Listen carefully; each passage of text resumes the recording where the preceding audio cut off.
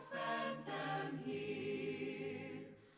For whatever be our watchword, conquer and prevail.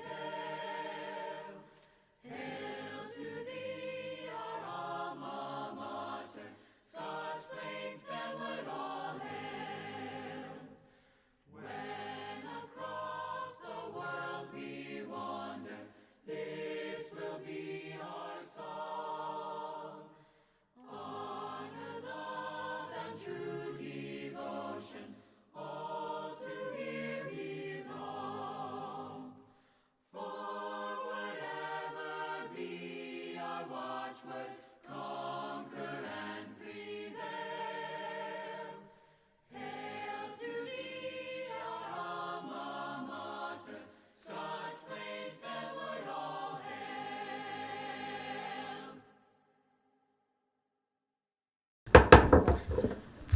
I'd like to call to order tonight's meeting. Mr. Jones, can you please call the roll? Ms. Barbe, Here. Ms. Bauer, Here. Mrs. Boroff, Here. Ms. Brody, Ms. Suriani, Ms. Williams, Here. Ms. Winkler, Here. Dr. Kolakowski, Here. Mr. Murray. Here. Quorum is present. Please rise for the Pledge of Allegiance. Begin. I pledge allegiance to the flag of the United States of America and to the republic for which it stands, one nation, under God, indivisible, with liberty and justice for all. All right. So the goal will be to get everybody out of here relatively quickly, so we'll try to speed things up because I know not everybody wants to be here for us. Stay for the budget meeting. It's a good meeting. First we had our executive session. We went through the HIB reports, personnel, suspension, detention, and our legal status report. We have nothing as far as additions to the agenda go. And Dr. Mass, superintendent's report. Yes, thank you. So tonight we have an exciting meeting, even though it's going to be quick. So here are some of the highlights. Tonight we will hear an award-winning poet. We will recognize our amazing athletes. We will review and approve our revised school calendar for 24-25. And we have a very engaging presentation regarding our budget from Mr. Jones for our 24-25 school year. I also wanted to acknowledge that earlier this week, we had our first workshop led by the organization Imagine, called How to Talk to Your Children About Grief in the World. In this session, a takeaway is how grief is a universal emotion in response to loss. The loss can range from the personal to the global, such as the loss of a parent, the loss of lives in Ukraine, the loss of lives in Gaza, the loss of lives in Russia, the loss of lives in Israel, the loss of a friend. The types of losses that we have as humans is unfortunately endless, but it's something that we all experience. So this work brings us together as a community to stand in empathy with each other in our collective grief, to support all of our children. I would like to give Imagine a thank you tonight for supporting and leading the district in this work.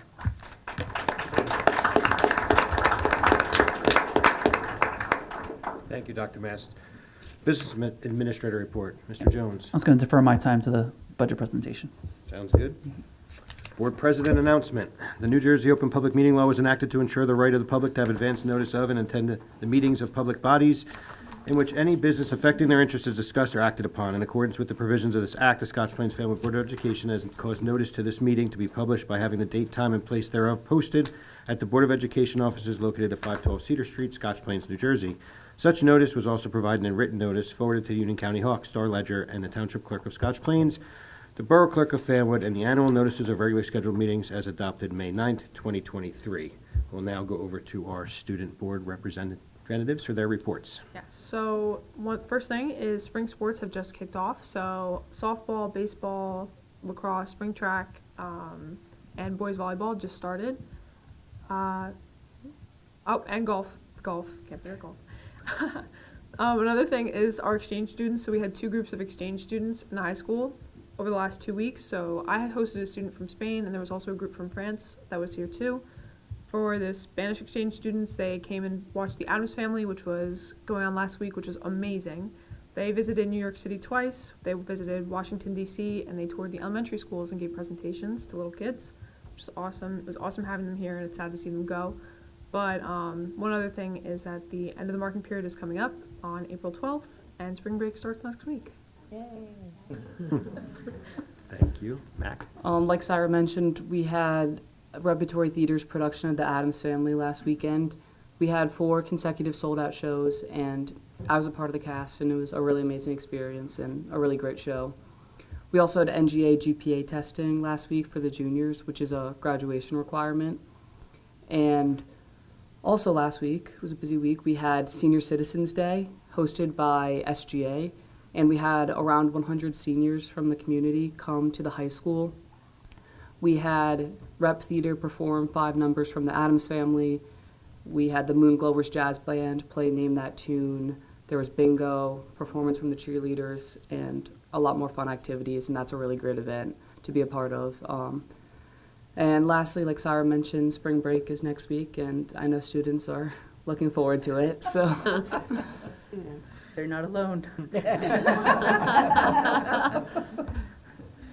Thank you. I think also senior activities, right? There's a fundraiser tonight at Dairy Queen Yes, for, at Dairy Queen. there's So a bunch after of this, activities, so. Head out to Dairy Queen and get an ice cream. And everyone's favorite wrestling coach is their wrestling team's hosting a popcorn fundraiser, so everybody loves popcorn. Make sure you go see Coach Fabiano to put your orders in. So thank you very much, guys. All right, so we're going to move over to recognition and instructional updates. So we're going to start with the recognition. So the first is going to be our PTA Reflections Poetry Contest winner, Giovanna Flecka, for merit for literature. So Giovanna, if you could come to the microphone up there and read us your wonderful poem.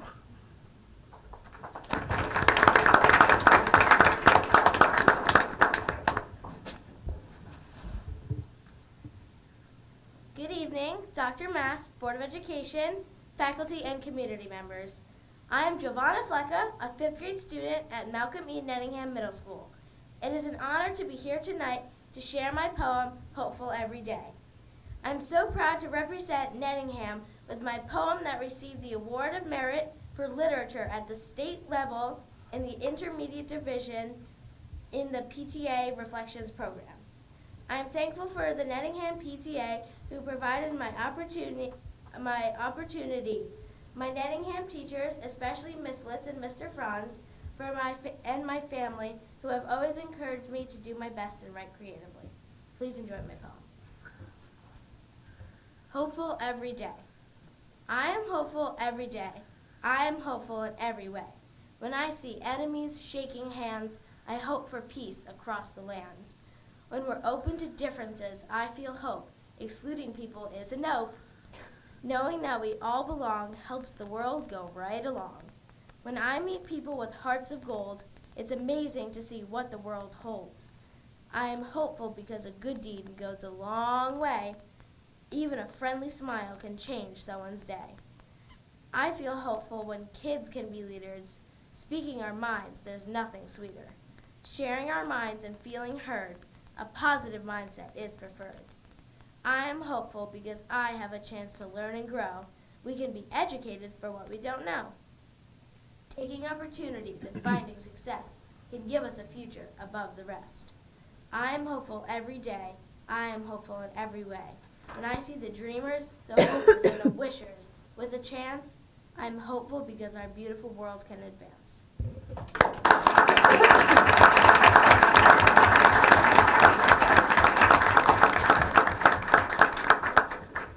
That was fantastic. Thank you. Really great. Thank you. Anybody have any comments? I am like, I'm sorry. Go ahead. No, go ahead and start it, talking.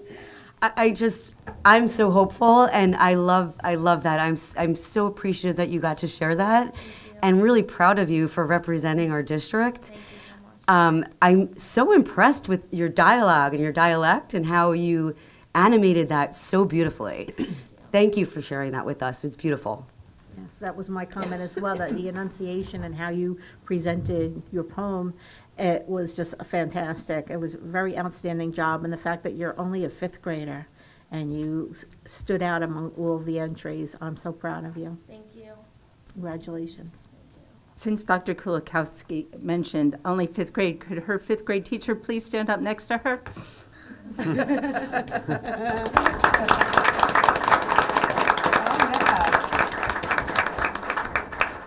Behind every great poet. Thank you.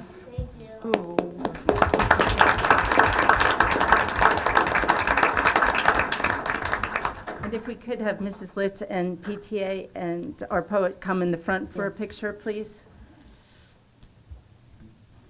I'm right up here.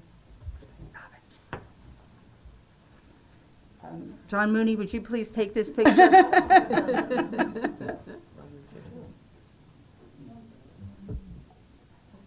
Hold on, wait, there's more.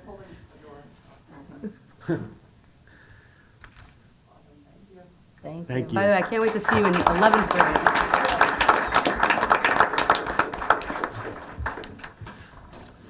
And now I'm going to, for the first time, I'm actually going to get to call Dr. Ryan Miller up.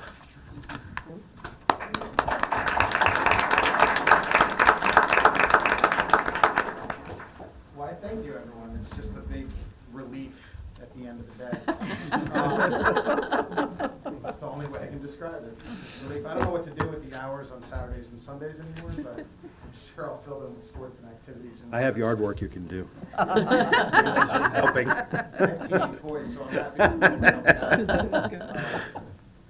I was at the athletic directors conference last week, and we had a speaker come up, and he said that it's a wonderful thing to be involved in athletics because we get to watch ordinary kids do extraordinary things. So I pushed back on him a little bit. So I said, I think you're wrong.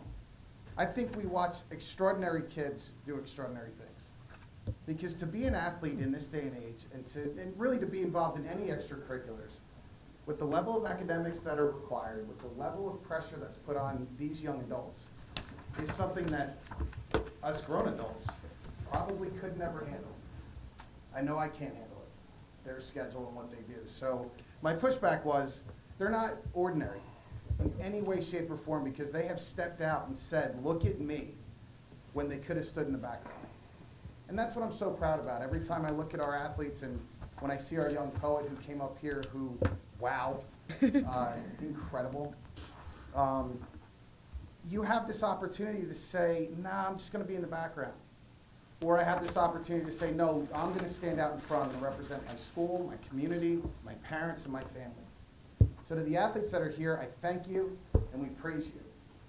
I'm really excited though because I have much better people to bring up than me. The first person I'd like to bring up is coach of our swim team, Coach Jessica Holnick, who's going to honor one of our athletes.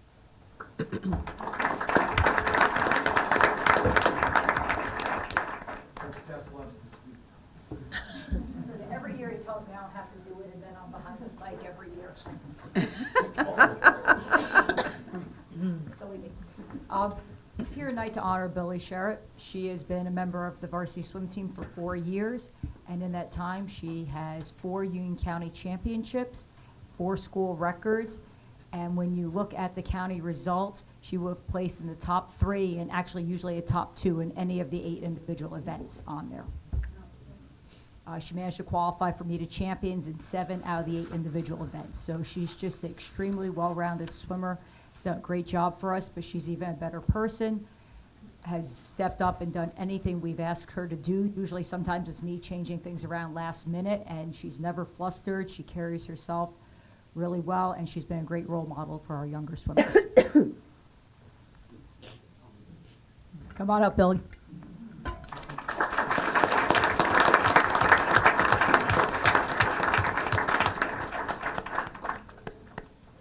Whereas the 2023-2024 varsity swim teams had a remarkable season, and whereas the team performed at a high level during the season, as well as the Union County Interscholastic Athletics Conference Championships held at Rutgers University on January 21st, and whereas the following athletes distinguished themselves with the following achievements: Billy Sherritt, first place 200 individual medley and 500 freestyle; And whereas Billy Sherritt has had an outstanding career at the SPFHS,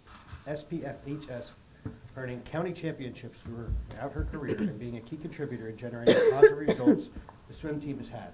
Her leadership and dedication are examples for others to follow as she extends her swimming career at the University of Kentucky next season.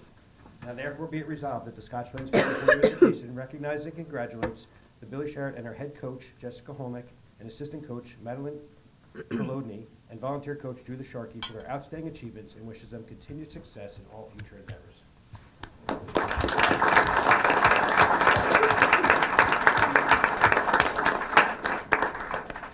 Shouldn't we get a picture of them?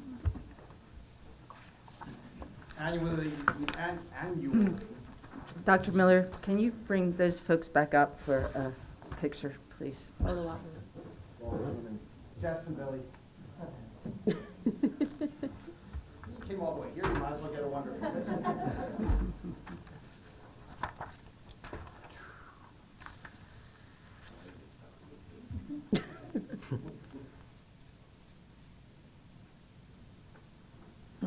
Thank you.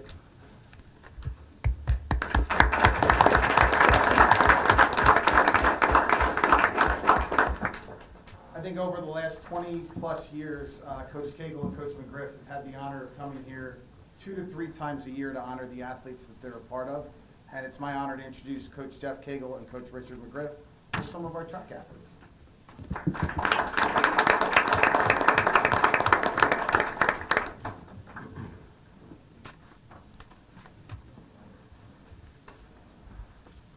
We have 4 student athletes that were supposed to be honored here tonight. Our 2 young ladies couldn't make it here, so we're just going to talk about them briefly. Delaney Farley is a sophomore. She was the state sectional champion in the 55-meter dash, also broke the school record in the 55-meter dash. She's only a sophomore.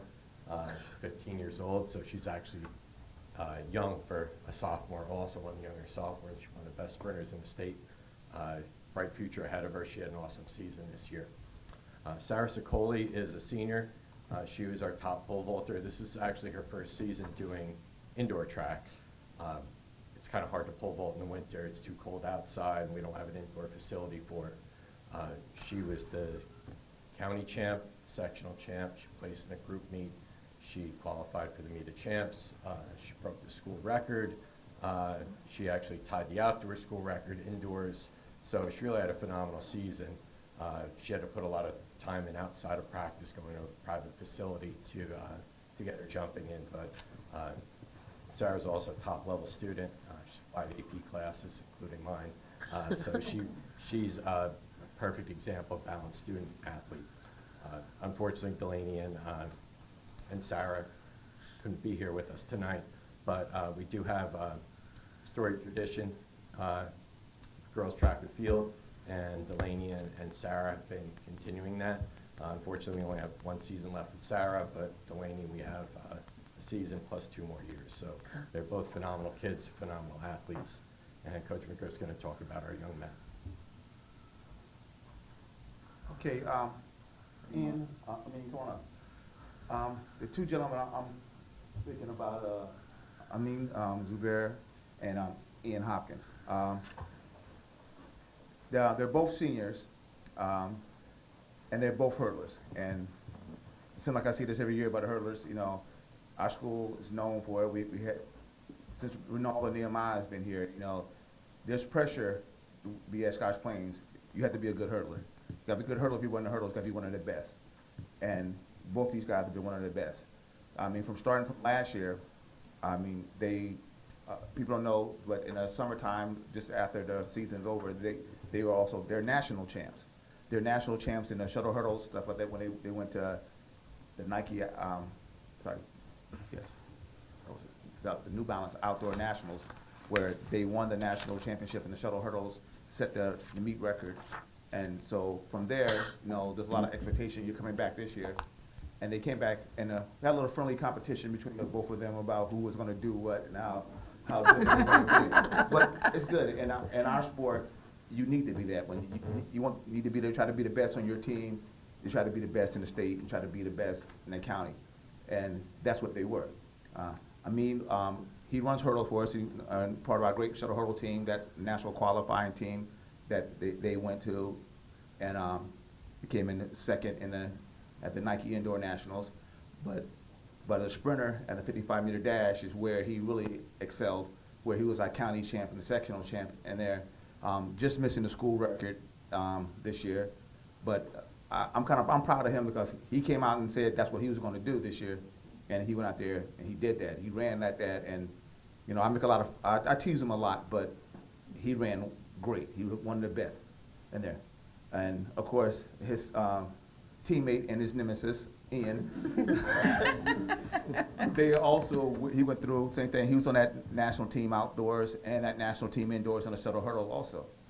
But we had the national U20 champ last year in the hurdles. And Ian told that guy that he's going to run this time, he's going to be better, and their team was going to be better. And he was our anchor of this team. He was our anchor of that team, led that team out there.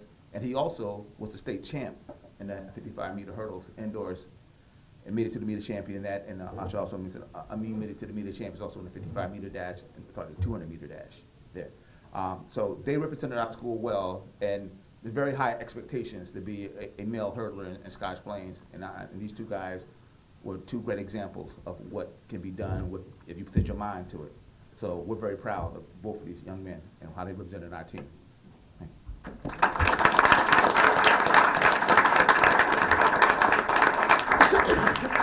Before I read the resolution, I just have to say, you two come up every year and say it's going to be tough next year. It's going to be tough next year. You bring people up. That's great. So congratulations to both of you and all of your coaches. Whereas the 2023-2024 varsity winter track program had an outstanding season, competing in high-level meets in Toms River, New Jersey, New York City, and Staten Island. Whereas the following members of the track program distinguished themselves: Amin Zubair, 55- North 2 Group 3 and Union County champion; Delaney Farley, 55- Group 3 and Eastern Nationals champion; Ian Hopkins, 55 High Hurdle Group 3 champion; Sarah Sicoli, Pole Vault North 2 Group 3 and Union County champion. Whereas these athletes, through their tireless efforts, are leaders and examples for their teammates, school, and community. Now therefore be it resolved that the Scotch Plains Family Board of Education recognizes and congratulates the 2023-2024 varsity track program and their coaches, Jeff Cagle, Rich McGriff, Dan Dougherty, and Ken Hernandez, for their outstanding achievements, and wishes them continued success in all future endeavors.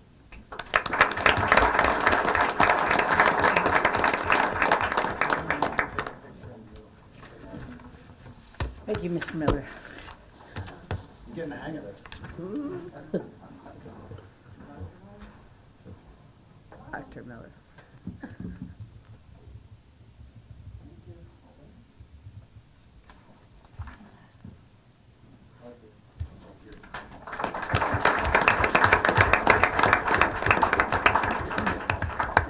So with regret, Coach Gracie was unable to be here today, which I'm pretty sure all the bowlers already know. Just because of the way he communicates and the way he's gone about his business over the last 13 years. Coach Gracie was one of my first hires when I got here as a head coach, and I could not have been more thrilled, more honored to have a gentleman like Coach Gracie running our program and to see what he's been able to build. Good luck to whoever's got to follow that one, including the clown who's got to hire somebody. So, the success. I asked Coach Gracie to give me something that was his words and not mine. And Coach Gracie gave me some information. He said the success of the high school bowling team goes beyond just winning games. It exemplifies teamwork, sportsmanship, and the ability to overcome challenges with resilience and determination. It seemed like every team we went up against would all shoot their highest series of the year against our team. Whether it was Linden, Cranford, or Del Barton in the state tournament, everyone did everything in their power to beat our bowlers. Our ability to throw quality shots in pressure-filled situations speaks to our ability to adapt to different lane conditions and stay mentally strong and persevere when challenged. Friendly internal competitions fueled the team throughout the season. They would push each other in practice to get better, and the upperclassmen were always willing to share their knowledge to help the newer bowlers improve. Part of the lengthy bus rides home from practice or a match were always dedicated to the bowlers announcing their career high game and series. We always seemed to have something to cheer for because there was constant improvement throughout the season. Some of the accomplishments for both the varsity and JV. They had a combined record of 32-2. 32-2, which is amazing. Both teams had the highest game and highest series in Union County for their divisions. Both teams won their respective divisions for the second year in a row. The varsity team is the Union County champion for only the 4th time in school history. Matt Arnold, Louis Massano, and Mauro DeRosa all qualified for the NJSIAA Individual State Tournament. And Mr. Gracie would like to thank the Board of Education for his opportunity to be the bowling coach for the past 13 years. He wants to thank the parents who would also drive all those different places, who would make the 8-mile drive to Linden, which takes about 45 minutes. And he wants to thank the 4 graduating seniors, Matt, Louis, Mauro, and Matt, for all the hard work and all the leadership you've shown throughout your 4 years. Congratulations to our county champion bowlers who need to stand up and be recognized. You might as well come right to the middle. I'm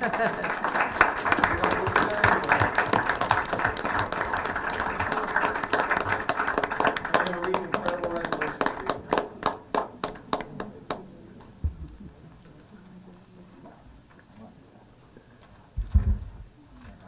Whereas the 2023-2024 varsity bowling team had a remarkable season, advancing to the semifinal round of the New Jersey North 2 Group 3 sectional tournament and earning the Watchung Conference Championship.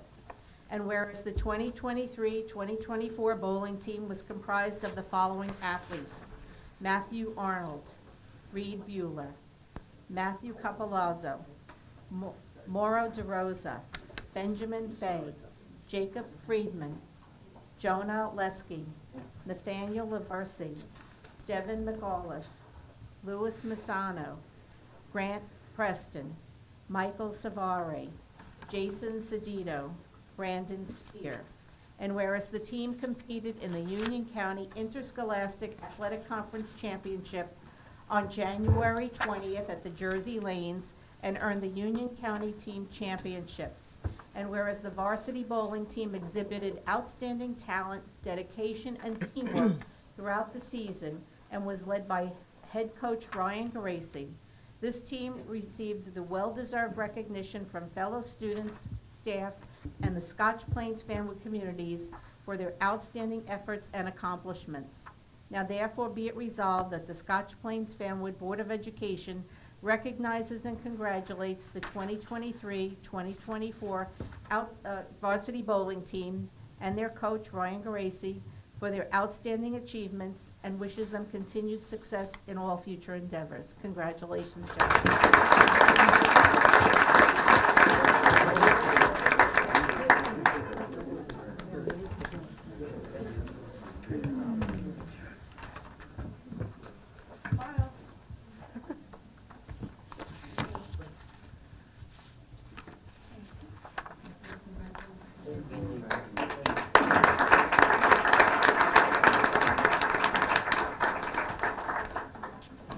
It's been a while, but it's really, really exciting to introduce our wrestling program. Head coach Mark Fabiano, assisted by John Scholes and Jesse Martinez. And our wrestlers, I believe there's 3 of y'all here. So you should just come right up. And before I go, and Coach Fabiano is a far better speaker than I am, the level of commitment and commitment to excellence that these 3 gentlemen, along with Coach Liz Sanford, have put into our wrestlers, have embarked on some first-time ever things that have occurred, first time for girls wrestling, first time county champions ever, as well as one of the largest programs in the county. Because the focus is on education-based athletics and not just a focus on winning, but a focus on improvement and daily improvement. And what makes me proud to have individuals like this behind us is their focus on individual daily improvement every day. Coaches, thank you for what you do. Thank you, everyone. So we have John Boyle, Harper Shimko, and Jalea Richards. Now, I did this on purpose. I didn't prepare anything in advance because there's sometimes when I speak, I like to speak from the heart of what I truly, what comes to me right off the bat. And, we have county champions right here, all 3 of them. We had John Boyle, that was a county champion. We had Jalea and Harper, who were county champions. The 2 young ladies right here, first time in school history. They were county champions. So huge accomplishments. But we can't always take all the credit for that, as I'm listening to the other coaches here. Because one thing we speak about so often in our wrestling program, and some of you may have heard about it, it's La Familia, which means the family. And right here we have multi-sport athletes. We have football, softball, football as well, lacrosse. And all of these coaches have helped get them to this level to be so successful. Because they're successful in other sports as well. And it all translates, and we're all connected here at Scotch Plains. We didn't get them there by ourselves. And if you look into the crowd, their parents are here, family members, grandparents, because what they do has created that mindset to be successful and grow and strive for greatness. We're so proud of them for their work ethic, for pushing themselves. Jalea and Harper, as freshmen, coming into this sport for the first time, which is a tough thing. But they took it in stride, and they worked hard, and they never stopped. And John Boyle, not seeded first in the tournament, did something that we haven't had a county champion in 3 years now. So it's been a while. But I want to thank their coaches and their family, because without them and without La Familia, we wouldn't be able to get here. We are so proud of you, and you earned this, and we have great things to come next season. Round of applause for all of them.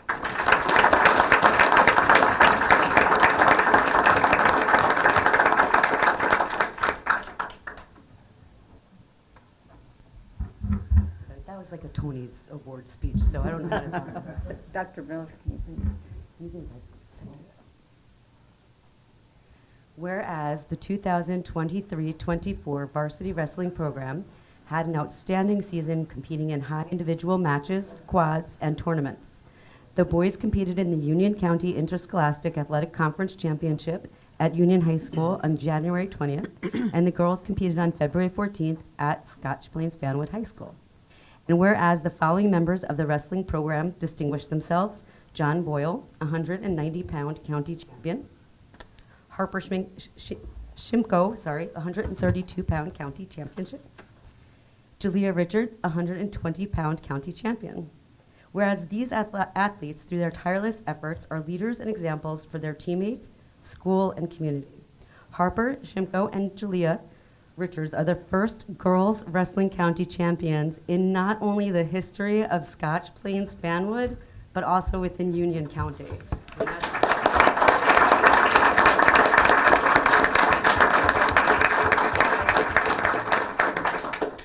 Now therefore be it resolved that the Scotch Plains Fanwood Board of Education recognizes and congratulates the 2023-24 varsity wrestling programs and their coaches, Mark Fabiano, John Stoltz, Jesse Martinez, and Elizabeth Sanford, for the outstanding achievements, and wishes them continued success in all of their future endeavors, which we will be a part of.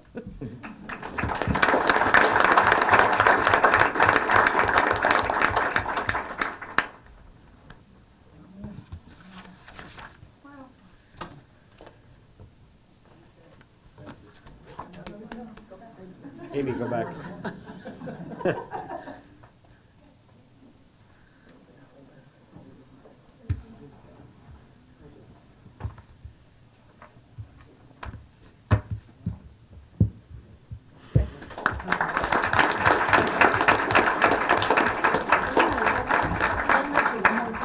Popcorn? No, not popcorn.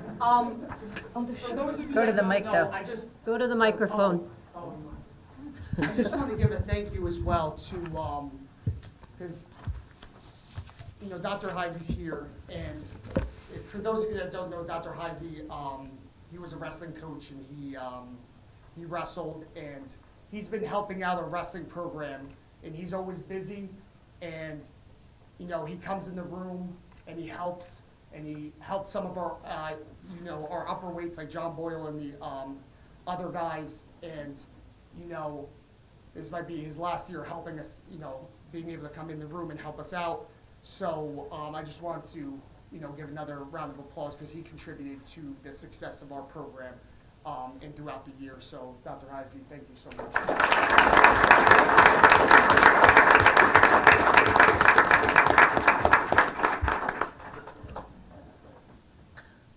So this concludes the recognition portion of the meeting. So for those of you who do not want to stay and watch the budget presentation, you don't have to. If you do want to stay, please do. Can I just go get a break? Thank you for coming. Are they doing announcing the new French teachers now? Or we've only did level 1, so it'll be announced. Once we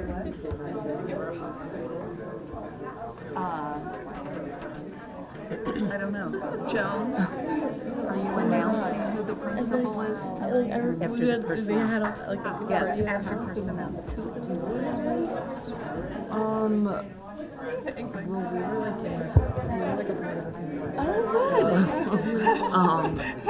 Like, do you have a hope for him?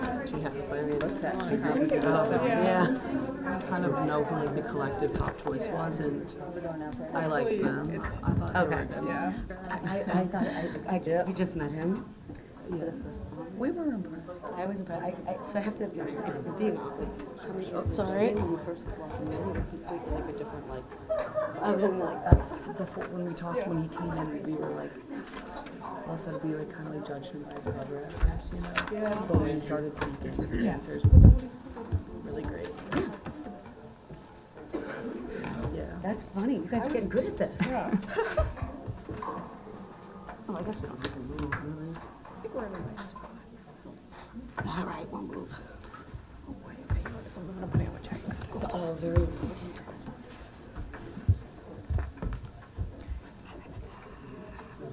It's like a movie theater now.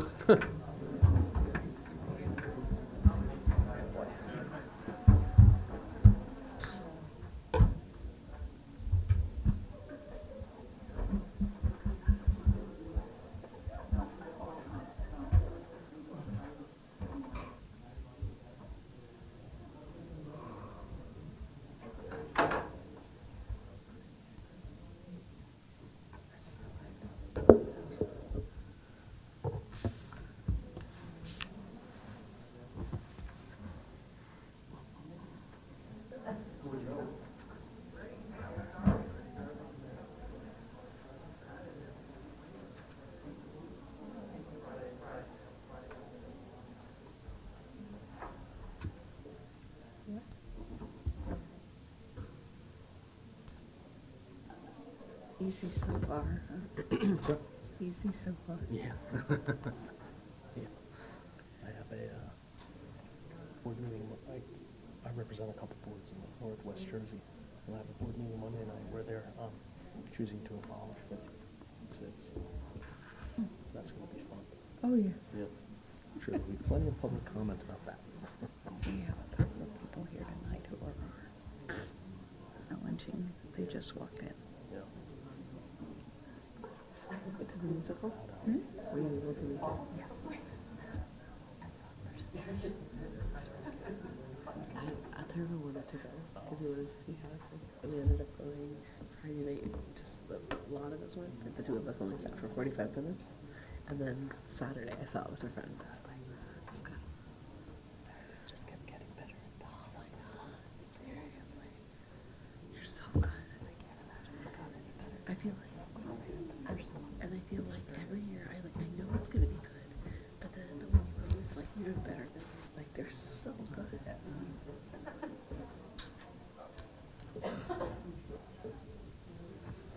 So the evening that we always look forward to is the planning for the following school year while we're in the midst of the good work of the current school year.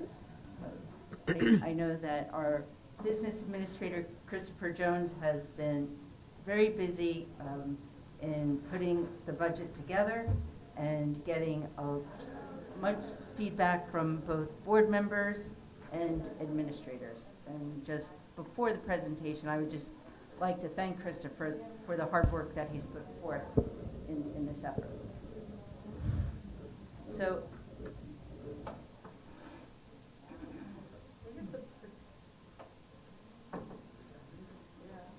It was after shot. How could that projector shut? It's the projector. Could maybe the wire over there or over there? It was good. It was good, yeah. It was good a minute ago. I think it's in the computer because you can see the edge of the next slide. Yeah, because you can, it's in the computer, it's not. Projector's right in the middle. Try again. Okay.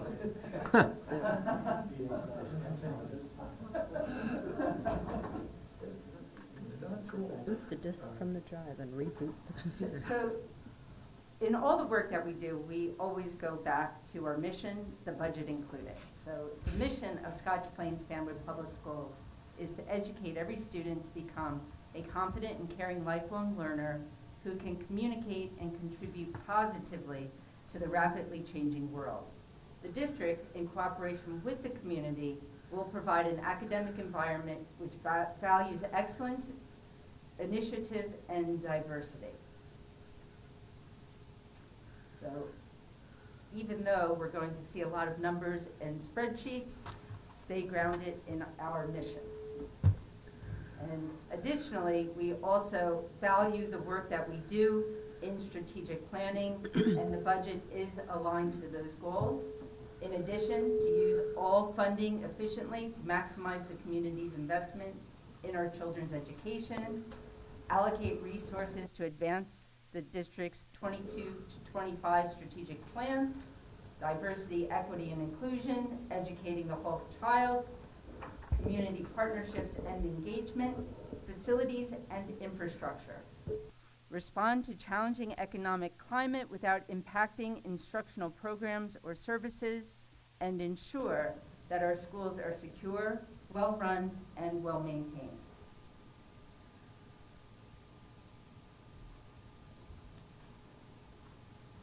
So good evening, everyone. As we dive into curriculum instruction portion of our budget presentation, it's important to remind ourselves that the core work of any school district is teaching and learning. Everything we do should be in service of providing our students with the best possible educational experiences and outcomes. However, we must also recognize that our ability to expand and enhance programs is often constrained by the financial realities we face. Like many school districts, we're grappling with increasing expenses in various areas, which puts pressure on the amount of funds available for new initiatives. Despite these challenges, though, we remain committed to making strategic investments into curriculum instruction priorities for the upcoming 2024-2025 school year. First, we will continue implementing the annual goals outlined in our strategic plan, as Dr. Mast mentioned. This will involve ongoing program development and professional development initiatives focused on two core areas: educating the whole child and diversity, equity, and inclusion. As part of our commitment to DEI, we're excited to enter year 2 of our Teaching for Social Justice Academy. This innovative program is designed to inspire and prepare the next generation of educators, with a particular focus on attracting and supporting future teachers of color. By providing our high school students with, what happened? Oh, there we go. So as I said, this initiative is designed to inspire and really promote the next generation of educators, with a particular focus on attracting and supporting future teachers of color. By providing our high school students with opportunities to explore issues of social justice and develop their understanding of DEI, we aim to cultivate a pipeline of diverse, culturally responsive educators. Next, we aim to expand our dual enrollment offerings. This year, we're partnering with Kane University to offer a course titled Holocaust, Genocide, and Modern Humanity. This will provide our high school students with an opportunity to earn college credits while engaging with this important subject matter. And finally, we're enhancing our middle school program by expanding elective choices for grades 7 and 8, which will allow our middle schoolers to explore a wider range of subjects and develop their interests and passions, it will also give them an opportunity to really practice the kind of decision-making and choice-making that they'll have to make when they get to our very expansive elective offerings at the high school. We believe these targeted investments will significantly enrich the educational experiences of our students within the constraints of our budget, and will continue to be thoughtful and strategic in the allocation of resources to ensure that we're always putting the needs of our students first.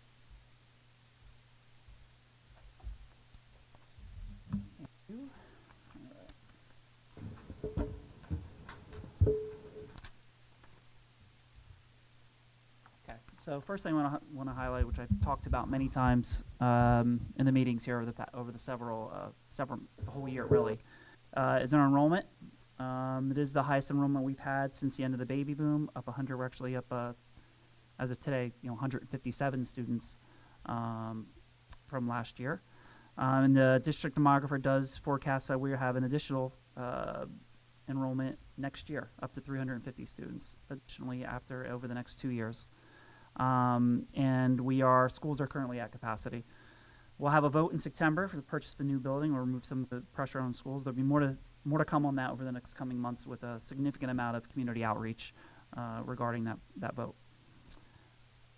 In order to create additional classrooms, we're vacating the space next month. So this is our last board meeting in this space. And we'll be able to bring at least 8 classrooms into this space that will start soon. So the increase in enrollment is driven by birth rate. We have families moving into town and new developments as well. And just to prove the families moving into town, when we look at the second grade going to third grade, or third grade and the fourth grade, all the elementaries schools increased last year, and that's excluding any new development. So there's been an increase across the board in many buckets that have led to this the enrollment, which is it's a good place to be from a community perspective, I believe.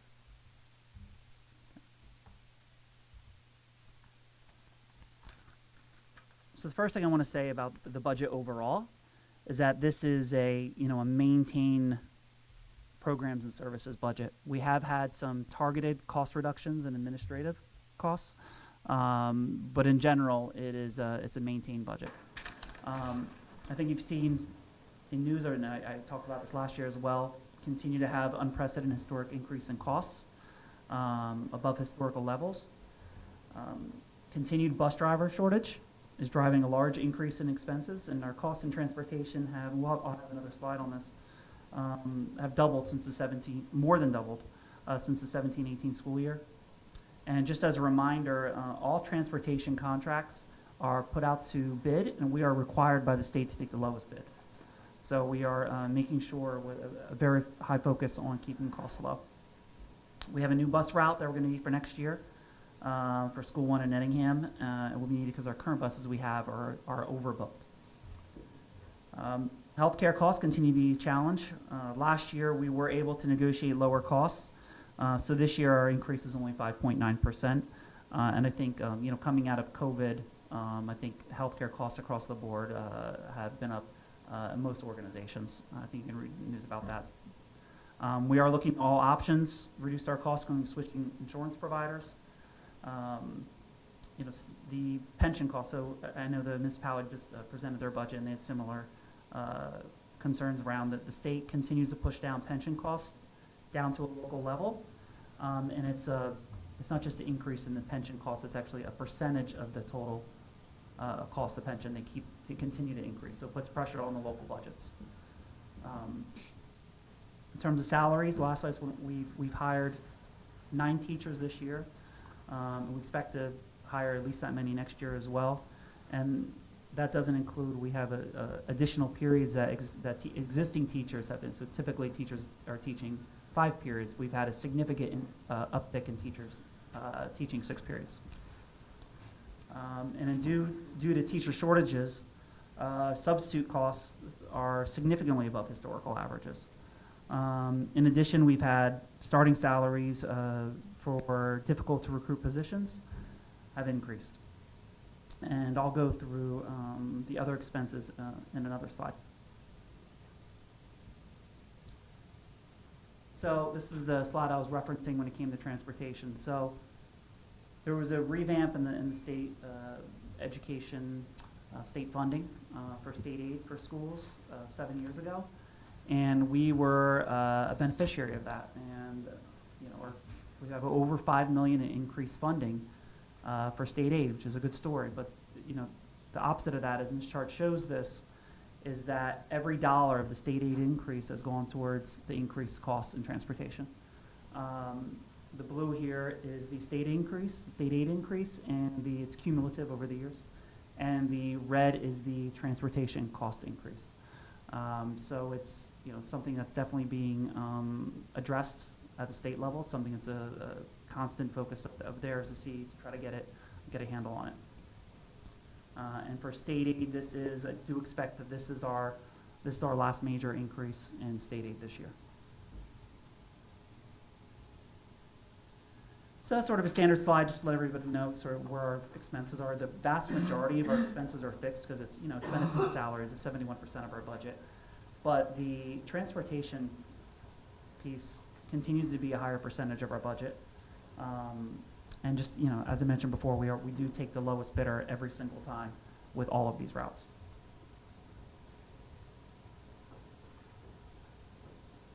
So this is the other expenses. Some things I want to highlight here on this slide. So special education services, of course, are state mandated, and we do not have much control over those. We have our out-of-district tuition. It shows here that it's down, but it's only down because after coming out of COVID, we were required to maintain services for students between 18 and 21. And those students are now aging out. If we back that out of this number, actually our costs are up $400,000 year over year. So again, a significant increase there. We're seeing the trends that are national news, nursing shortages, shortages of professional services, occupational physical therapists, 15% increases, rate increases. Again, those are mandatory services we have to provide to our students. Cost of technology continues to increase. Cybersecurity needs, in order to meet cybersecurity needs, we have to continue to build out that, and that's in order to get insurance coverage, we have to have certain items for cybersecurity. So we continue to invest in those as we need to. And due to enrollment, of course, we have to get new iPads for those students. So higher student population equals additional cost for technology. And then as I previously mentioned, we are vacating the space, so we have a cost for our new board office relocation. And lastly, for the new sections that we've taken on this year and we expect next year, we need additional funds for anything related to curriculum for the students to use in the classrooms. Could you just clarify the last two numbers in the columns? They're the same, but there's a $900,000 difference. That's wrong. Yeah, it's the number, that 22.3 is wrong, the 913 is wrong. Every other number is 100% correct. I'll update it when we post it on the website. Yeah. Yes.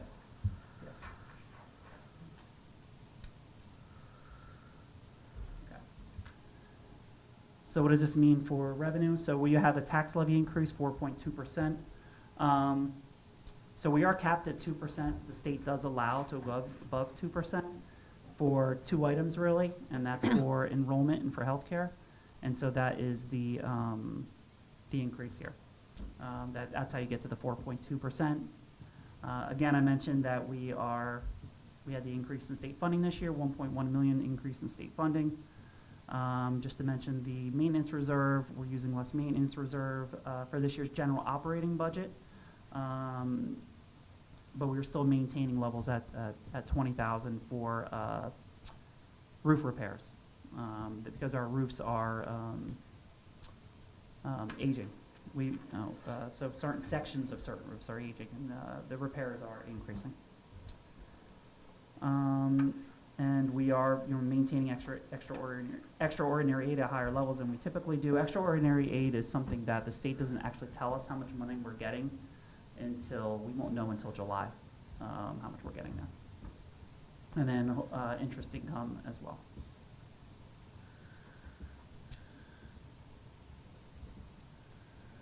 Okay. Estimated taxes. So Scotch Plains, and these are estimated, we don't implement the taxes. We sort of just take numbers and we populate them, and the town will finalize these numbers. But the estimated taxes for Scotch Plains, 4.23 monthly cost, about approximately $35 a month. Fanwood, 3.07, $20 a month. And the reason for the difference is the county tells us this, really. They tell us there's things with, it's called value.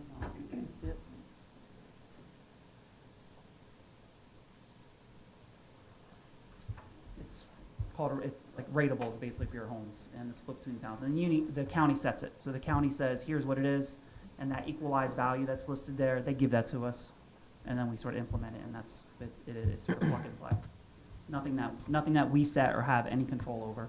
It's fully controlled at the county level.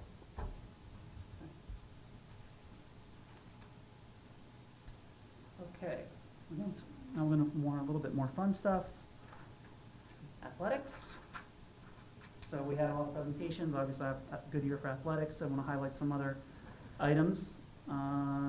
Gymnastics, county champions, 5th year in a row. Girls volleyball, sectional finalists. Boys basketball, divisional champ, 2nd year in a row. Boys volleyball, this is last spring. Number 2, NewJersey.com, number 1 volleyball in state. And county champions, 5th year in a row. Winter track, we just saw highlights of the season this year for that. And then last year, spring track, obviously we had a 4x4 All-American team. Approximately 400 athletes each season, and still maintaining around 20% participation in athletics for all student athletes. And just want to say, thanks to Coach Fabiani. I wasn't here. I didn't say anything to say thank you to him for, the girls program this year. He's really advocates for athletes, and to get that program going and have success in the first year is great. I don't know if people know, wrestling is my background, and I have a daughter, and I hope to have her wrestle, so very happy about this. So. Okay, go ahead. Fine arts. So as we review the budget for the upcoming year, we want to highlight our ongoing commitment to maintaining a strong and vibrant fine arts and music program in our schools. The images you see on this slide capture the essence of what we strive to provide our students: opportunities to explore, to create, and to excel in various artistic disciplines. These snapshots showcase the diverse range of artistic experience that our students engage in every day. We firmly believe that the arts are an essential part of a well-rounded education. They really do work to educate the whole child. They not only foster creativity, self-expression, and personal growth, but also develop critical skills such as problem solving, collaboration, and communication that are crucial for success in all areas of life. That's why even in the face of budget constraints, we have made a conscious decision to prioritize funding for our fine arts and music program. The images on this slide are a testament to the success that our students have attained in various domains. Excuse me. These pictures paint a vivid portrait of the outstanding accomplishments that our students have achieved. These successes are not mere coincidences. They are a result of hard work, dedication, and support from our entire school community, our students, teachers, staff, parents, and administrators.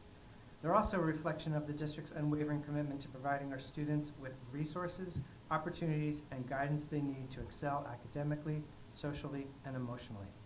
Our budget plays a crucial role in sustaining and enhancing this culture of success. By allocating funds strategically, we ensure that our students have access to high-quality educational programs and a wide range of extracurricular activities that allow them to explore their interests and develop their talents.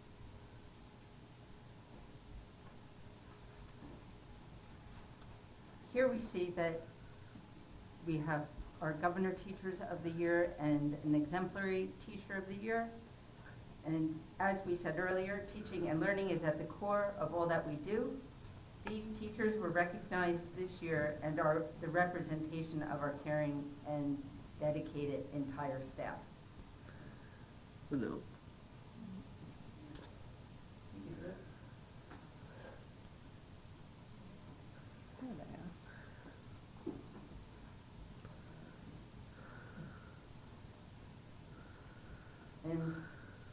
we see community effort along with our student leadership to bring about programming in our schools. Our strong foundation is solid because educators partner with families and our community.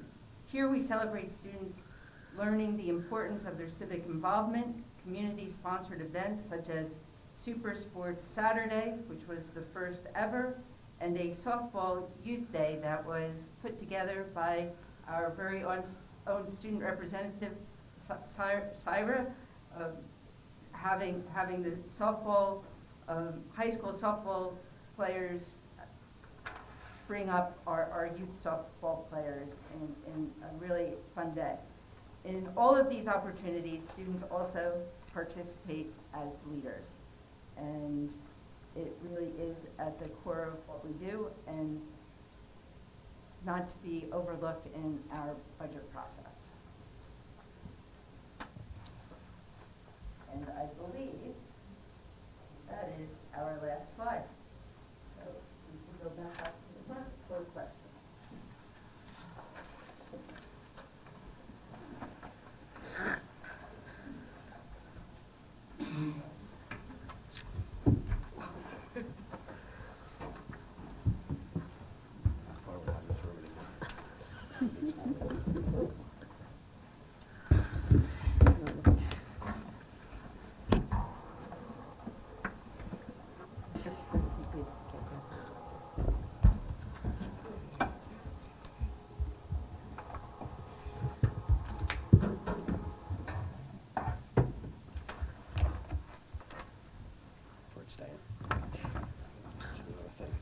In this room.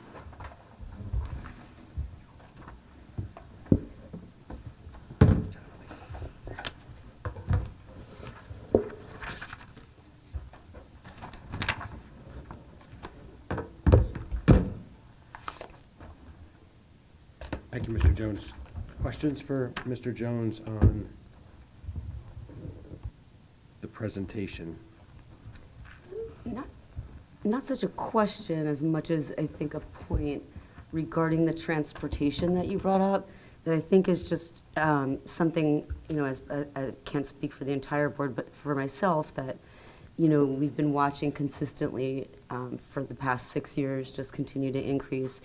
And it's something that we've had some in-depth conversations on internally, but I think that, and I appreciate that you pointing out that there is state legislation and just as to the public, to public knowledge, that as board members, the New Jersey School Boards Association, and there's communication amongst us, so when we see situations and what's going on with the transportation costs, it's just really important, I think, to note that it finally is getting some legislative attention.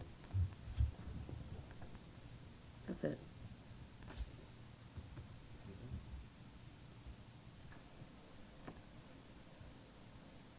It's all budgeted out.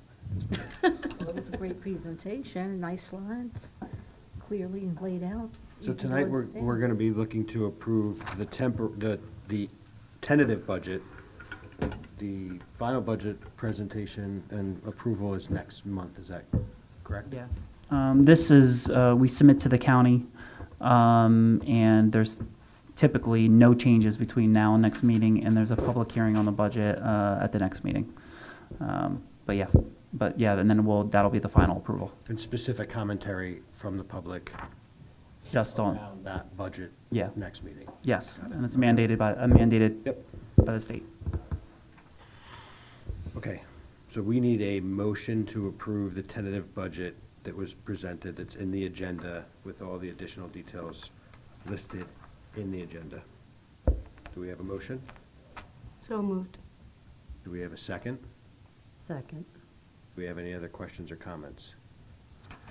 Is this roll call, or is this? Roll call? I would do a roll call. Okay, yeah, we could do it. Let me see. Just give me 1 sec, pull it up.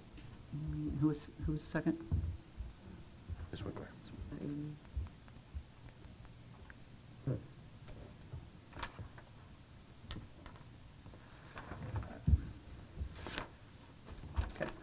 Ms. Barve? Yes. Ms. Bauer? Yes. Ms. Boroff? Yes. Ms. Williams? Yes. Ms. Winkler? Yes. Dr. Olkowski? Yes. Mr. Murray? Yes.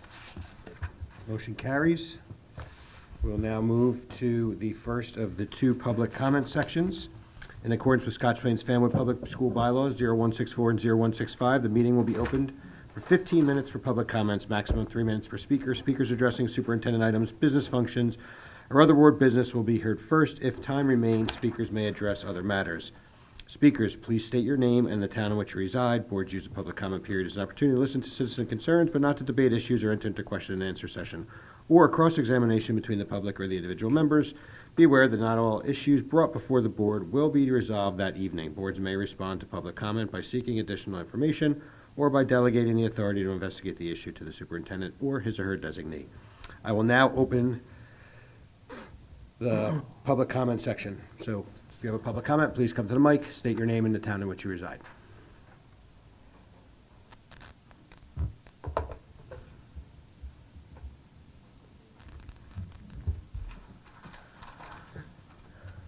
John Denning, Scotch Plains.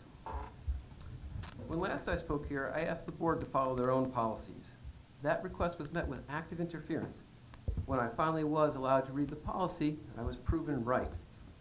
I asked a serious question about a force behind racial and religious bias within the district, and the president chose to make a joke out of the response. This is characteristic of the way I've seen policy treated in the district. Our repeated written requests that policy be enforced to protect our children were not responded to. We learned that policy was merely a tool leveraged by the convenience of those who wielded its power. The only reference to policy I ever got from the district was a letter authored by the district to my wife and me, fabricating unrealistic scenarios under which our children could be targeted and punished, a move I took in an attempt at intimidation at best and a threat at worst. We questioned how anyone who's living based on dealing with families could send such correspondence. The message to me was clear. Back off or your children will be targeted by manipulating policy. Normally, I am concerned about my children facing off against adults in the administration due to the gap in age and experience. But when it comes to character, I can assure you my children have the upper hand. Another egregious example of a policy violation, district policy prevents surveys that would reveal information regarding students' religious, social, or political views. Our 8-year-old child was placed with an activist teacher. My wife and I raised concerns with the principal, and we mandated confidentiality. A week later, our daughter announced that she was going to invite a fellow Christian from the class to our church's youth group. We asked her how she knew this girl was a Christian. The innocence of her answer was both beautiful and terrifying. Her response was, Miss Name Redacted, had all the Christians raise their hands. Our blood ran cold. As soon as she was out of earshot, I turned to my wife and said, did we just hear that? This teacher is hunting our child and those with similar beliefs. We met with both the teacher and the principal to address this issue. It was a blatant violation of written school policy, and they just didn't care. They thought it was fine for a teacher pushing their own views to catalog the religious beliefs of their students. So blatantly, even our 8-year-old daughter could. There was no concern over the violation of policy or the impact on our family. We were told it's just fine. So I'm going to direct a question to Ms. Williams, because when it was time to come out of the pandemic, you were the only one that had the courage to express your apprehensions rather than toe the party line of we're all glad to be doing this. So I'm relying on your courage, assuming Mr. Murray does not suppress your response. Should the teacher have been allowed to ignore policy and do so with the affirmation of the principal? And second, while I don't know your religious beliefs, if something like this happened to you, would you feel comfortable sending your child back into that classroom? Thank you. You are obligated under policy to respond, by the way. We went through that last time. Correct. And we will not be responding at this time. Thank you, Mr. Denning.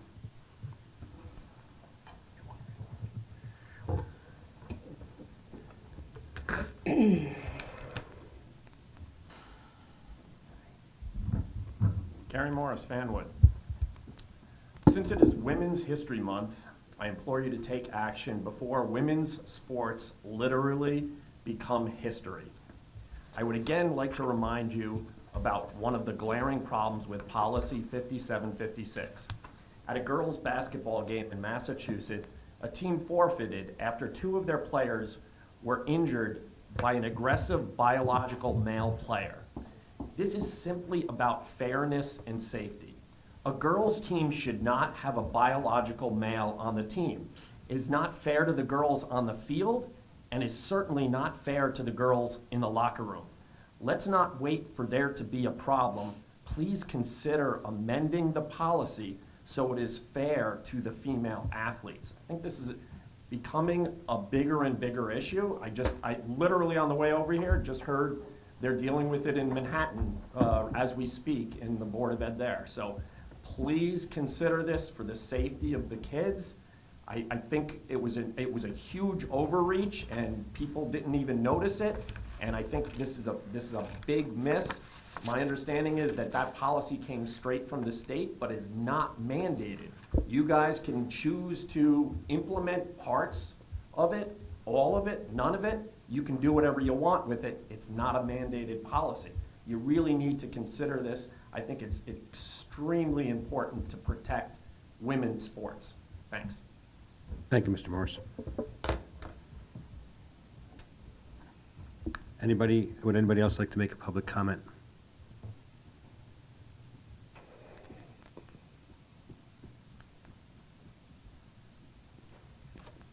John Denning, Scotch Plains. Ms. Williams, I'm sorry you were not allowed to answer the question. But turning my attention towards the overcrowding in schools. 14 years ago when I moved here, I saw Parkers and said, this is a lovely place, but it's going to be housing someday. We are way behind the curve in this issue.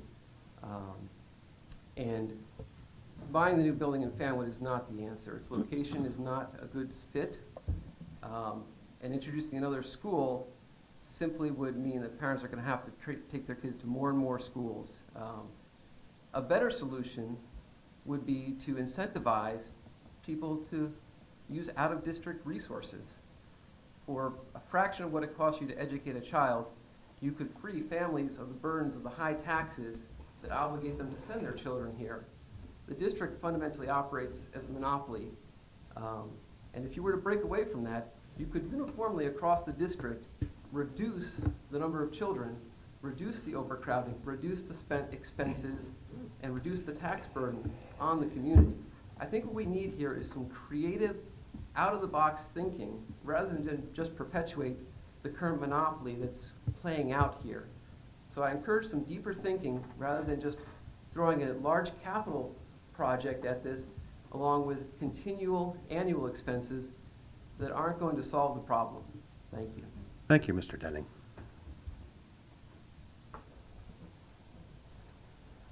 Any further public comments? Okay, seeing none, I'll close the first public comment section, and we'll have another one later in the meeting. We'll move on to additional reports, letters to the board. 7 emails were received by the public and were sent to the appropriate administrator. We can now move over to committee reports. Does anybody have any committee reports? I have a curriculum report. Okay. Curriculum committee met on March 12th. We began with an update on the 5th grade content partnering.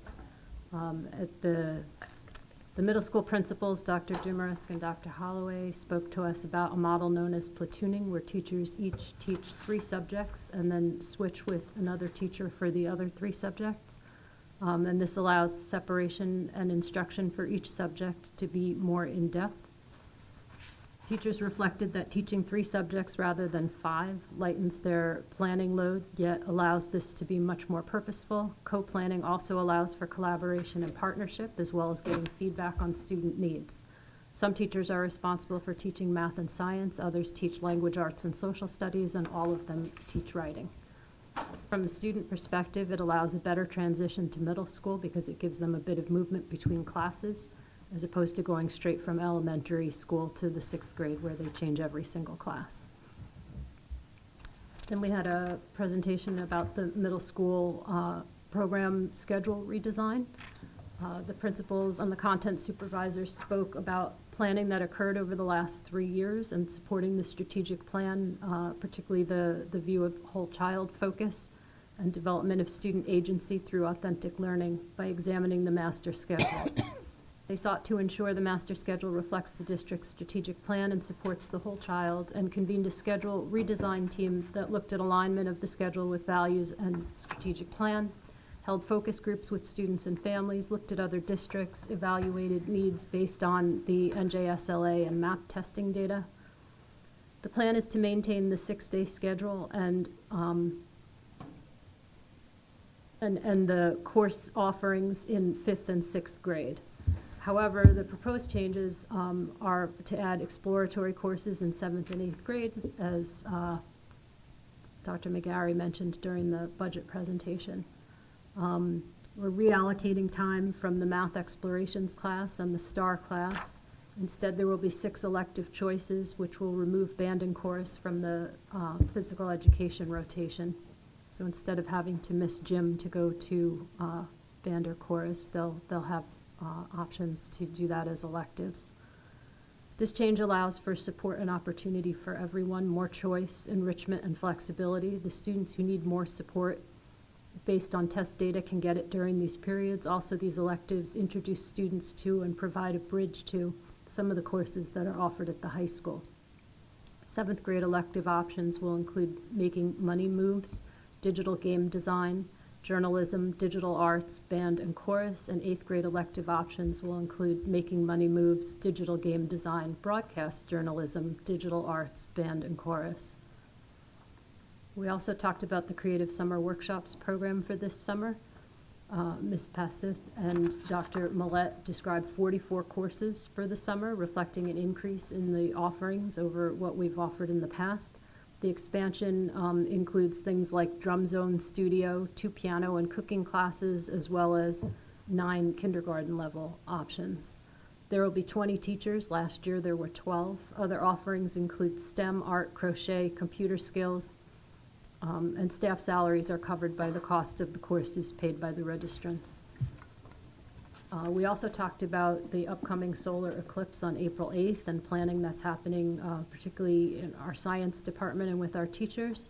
Our supervisor, Gita Faria, spoke to us about using the opportunity to educate students and the community about the eclipse. The district will provide solar eclipse glasses for all of our students and will study what is happening in class the week prior to the eclipse, sending information out to parents and focusing on the science behind it and safety. There will be grade level appropriate lessons, including read-alouds and art projects. And our next meeting will be April 9th. Thank you, Ms. Winkler. Any other committee reports? Ms. Williams? I have, we have Wellness and Equity meeting. We met on March 7th via Zoom, and we had a couple agenda items. March 14th, we had there was a ministerial meeting.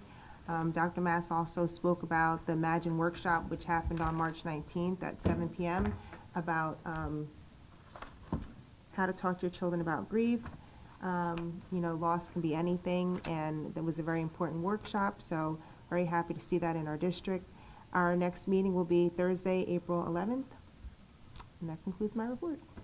Thank you, Ms. Williams. Welcome. Any other committee reports or any questions for Ms. Williams or Ms. Winkler? I don't have an official committee report for community relations, but we did get an update on some of the things that are going on across our district. If it's okay if I could share some of the initiatives that stood out maybe a little bit more to me than to anybody else. So one thing that I think is fantastic that I love seeing across the district is March is Music in Our Schools Month, and there's so much cross-collaboration. Nettingham Jazz Band and Crimson Choir performed at Brunner, Evergreen, and School 1. Their annual elementary tour was on March 14th. And then on March 15th, the Terrell Jazz and Select Choir went to Coles and McGinn. So I thought that was fabulous. I'm seeing a ton of, it was, Read Across America, Read Across America Week. We had a lot of local parents, community members come in, and then some famous authors came in as well, which was really cool. I think John Mooney did too. Oh, did we get a picture of that, John?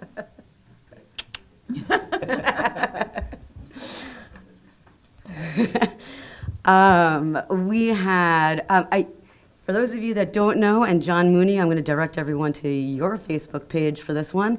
One of our custodians at Evergreen, Sal Gano, is up for the Custodian of the Year, I think it is, correct? Yes. He is a finalist, 1 of 10, and I cannot remember the website, so if you go to the SPF tab, you'll find it there. Please, you can vote daily.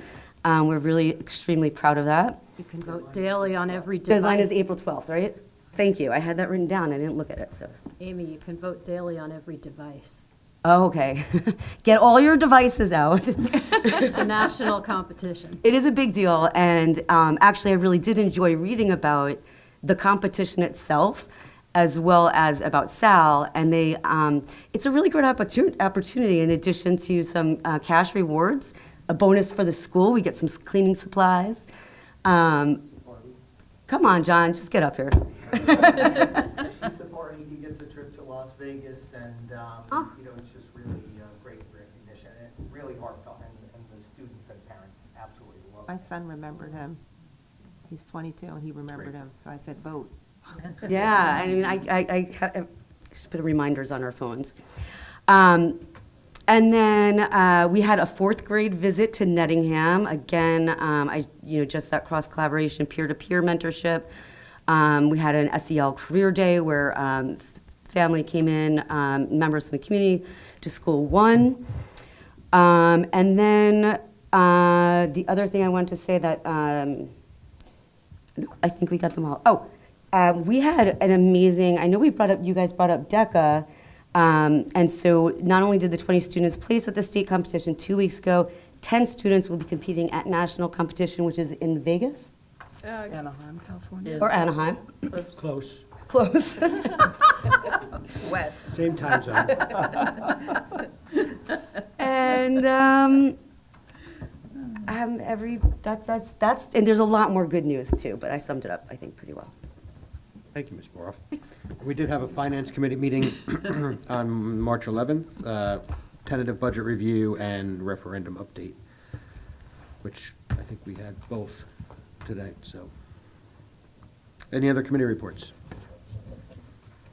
Seeing none, move on to enrollment report, which we have all gotten, and we saw that in the tentative budget. So we will move on to superintendent and curriculum. Dr. Mass? Okay, thank you. So for first, the HIBs, if the board could please approve the 9 HIBs discussed in exec on February 22nd.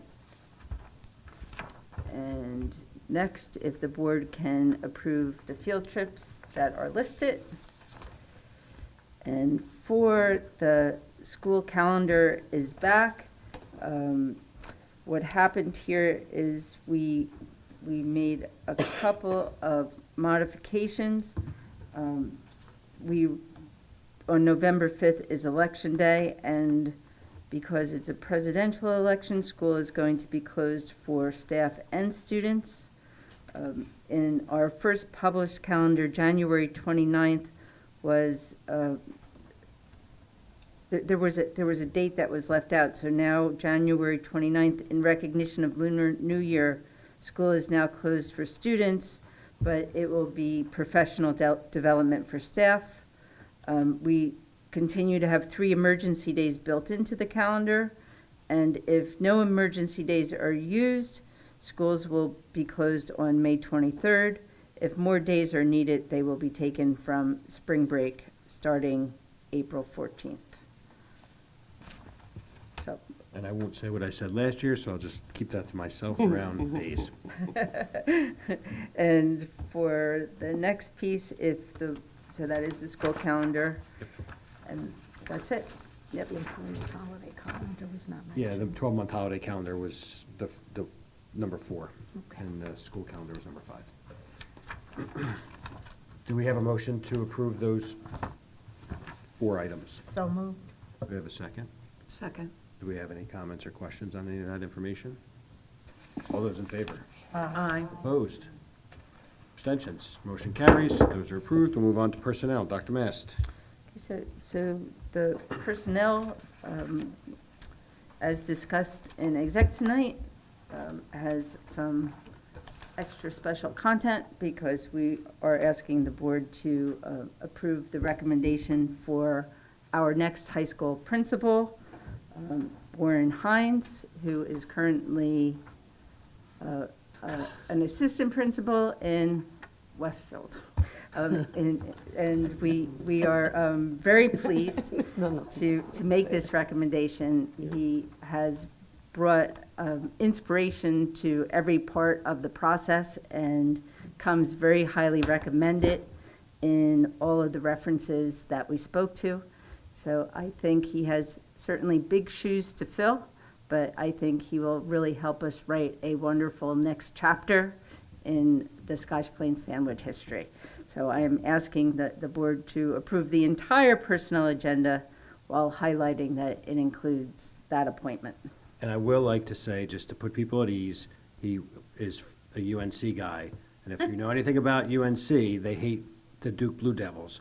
So he's coming to the other side, and now he can be on the Scotch Plains side and Where the I'll be a Ranger fan Blue. of the other Blue Devils. So, moving on to the actual vote, do we have a motion to approve the personnel report, which includes the hiring of the new high school principal? So moved. Dr. Kulikowski, do we have a second? Second. Ms. Boroff, do we have any comments or questions? Roll call vote, please. Mr. Jones. Ms. Barbie, Yes. Ms. Bauer, Yes. Mrs. Boroff, Yes. Ms. Williams, Yes. Ms. Winkler, Yes. Dr. Kulikowski, Yes. Mr. Murray. Yes. Motion carries. We will now move over to the business functions. Mr. Jones? Yes. First one, staff training, no related services for this meeting. Number 2. Number 3, accepting the EF grants. Number 4, we're postponing to the next meeting. Number 5 is a camera replacement. It's on the agenda because we're using our preferred vendor is a state contract vendor, and once you're over a certain dollar threshold, it has to be on the agenda. Number 6, library book disposal. Number 7, non-public initiatives, and these are, we, by state mandate, manage the funding certain funds of non-public schools. And this is sort of it's just a state mandated process. 8 is the lease I discussed in the budget presentation. 9 is a grant application for preschool aid. We get $50,000 in preschool aid every year, and this is part of a standard application. 10 is summer concrete work we're approving. 11 is additional environmental work at 330 South Ave, the building we're looking to purchase in Fanwood. 12, fire drills, these are standard reports, financial reports. 13, 14, disbursement listings, and 15, paying bills. Do we have a motion to approve the items that Mr. Jones went through? So moved. Ms. Boroff, do we have a second? Second. Ms. Bauer. Mr. Jones, can you just please expand upon what we're doing here with office space leasing so that we can make sure that everybody understands that we're vacating this, but we're leasing other space because in the interim, we need somewhere to go, but we also need space. So that's why we're building out this space and vacating here. So maybe Yeah. just mention. Yeah, so last meeting, we approved a proposal from our architects to come in and redo this space. We're submitting that project to the state Monday, I believe. And then we'll go out to bid most likely in June. But, you know, we need the space because we are out of space at our schools in order to create new classrooms and not have overcrowding in our other schools. We'll create the space here. And the space here will be some flex space, some preschool space as well, because preschool space, we have flexibility to move from different schools. So if, you know, for example, if we take away a preschool from one school, that opens up a classroom there, and we can have the preschool here instead. So it'll allow some flexibility within the district. We are moving to 313 South Avenue, which just happens to be across the street from this new school we're looking to purchase. And we're working with them now, and they're doing some improvements into the space for us. And and yeah, so we're looking to move there May 1st. So it's going to be very quickly, this will be cleared out pretty quickly over the next few weeks. And then we'll start clearing, getting this prepped for work to turn in the classrooms. And just to be clear, to define this space, it's not just this room, it's the entire board Yes. office. Yeah, the entire board office, from where you walk in all the way to the back, will be completely cleared out and turned into classrooms. And it'll just be an extension of Evergreen, is that what it's? Yes. Okay. Yeah. Thank you. Any other comments? Yeah, I just want to comment that I was excited to read the list of the EEF grant recipients and the different projects that they're going to fund from the district. I think it's amazing that they do that every year. And these are some interesting projects, and I can't wait to hear how they go. And we appreciate their support. And 100%. Anyone else? Any other comments? All those in favor? Aye. Opposed? All right, motion's carried. We're going to move on to board policies. I believe Ms. Winkler has a second and final, and then a list she's going to read of first readings. Back to policies. All right, so for first read, you all have received the report. I will give you a quick, I'm looking for it now, quick update on what the policy report says. Much of the policies that are on this list, the biggest change to them was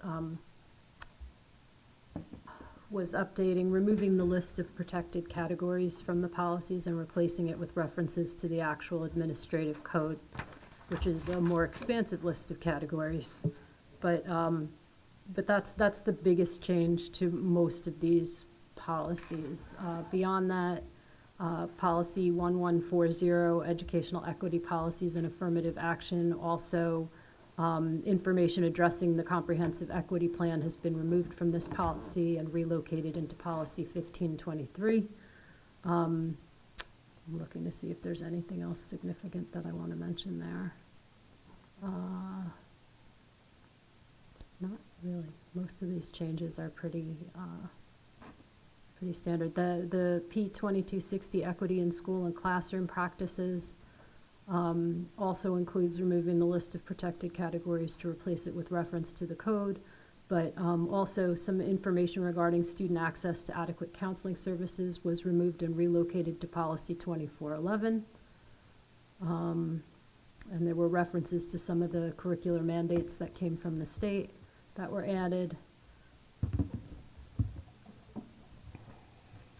That's the bulk of the changes. You can read them more specifically in the report that you received.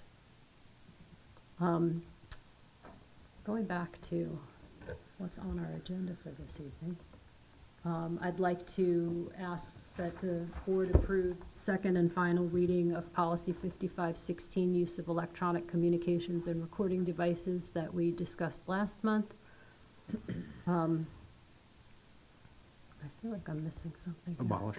We have one abolish, right? Yeah, and abolish Policy 5755, equity in educational programs and services. I still feel like this is not.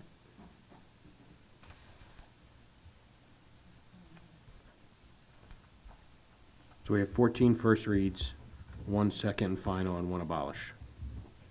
Yes. The policy that's listed for abolishment is not the policy. The policy from last month that was like a first read on the abolishment is the one we should be abolishing this month. The other one is, because we put it up and then we discuss it, and then the following month so Policy 5755, which is listed on the agenda, is the one that the committee is recommending for abolishment. First read. As a first read. Right.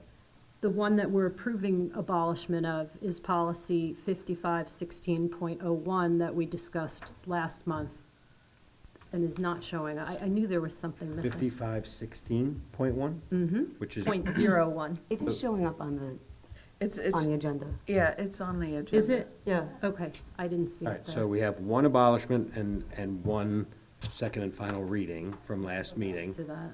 So we have two that we're approving, and the It's other. on the other page. And then Hard when you're 14 scrolling. first reads. Okay.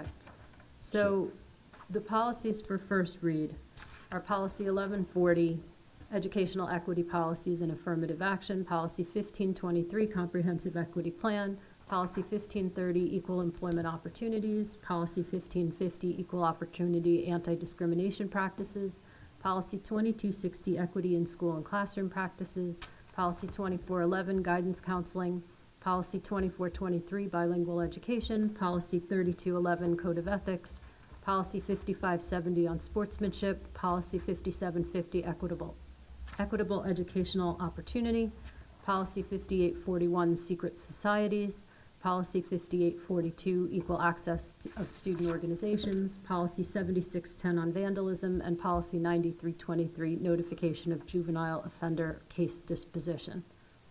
So all of those for first read. And the other two are second and final reading and abolishment. And we have one abolishment, which is under the first read tonight. Yes. Got it. Okay, do we have a motion? So moved. Ms. Boroff, do we have a second? Second. Thank you. Do we have any comments or questions for Ms. Winkler on any of the first read or abolish, or the second and final read or abolish? None. All those in favor? Aye. Opposed? Abstentions? Motion carries. Just clarify, because I didn't in my report, that the policy that I'm recommending for abolishment at our next meeting, we're abolishing it because all of the things that were in it have been put into some of these other policies. I should have clarified that. Thank you. Approval of minutes. Do we have a motion to approve the February and March meeting minutes? So moved. Ms. Winkler, do we have a second? Second. Ms. Barv, do we have any other comments or questions on those minutes? All those in favor? Aye. Aye. Opposed? Abstentions? Motion carries. New board business. Liaison reports. Ms. Bauer, Garden State. Yeah, wow, okay, thank you. The Garden State Coalition of Schools met yesterday.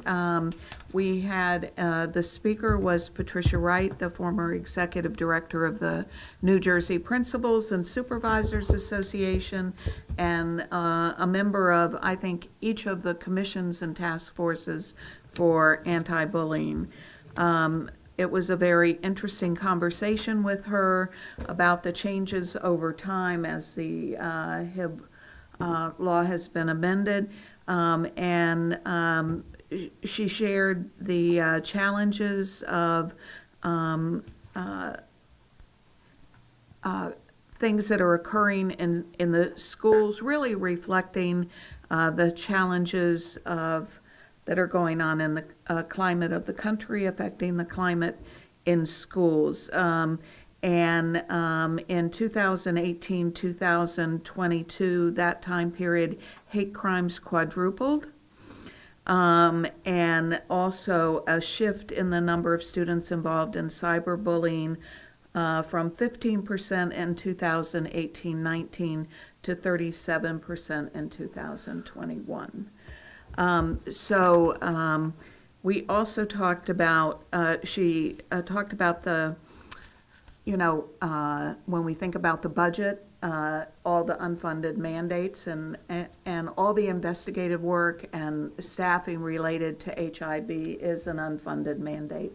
They actually have a fund. It's called the Bullying Prevention Fund, which has no money in it, but they referred the districts to that fund to get money to be reimbursed. So that's a little ploy they have. There were 19,000 cases investigated last year in New Jersey and 7,000 found to be HIB. So a lot of investigating.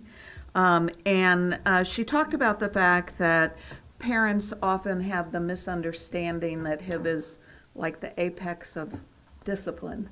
And in reality, discipline and working with students and addressing conflicts are not all HIB, and they're all important. It's not that HIB is an apex. It is just a form of a discipline that needs to be addressed.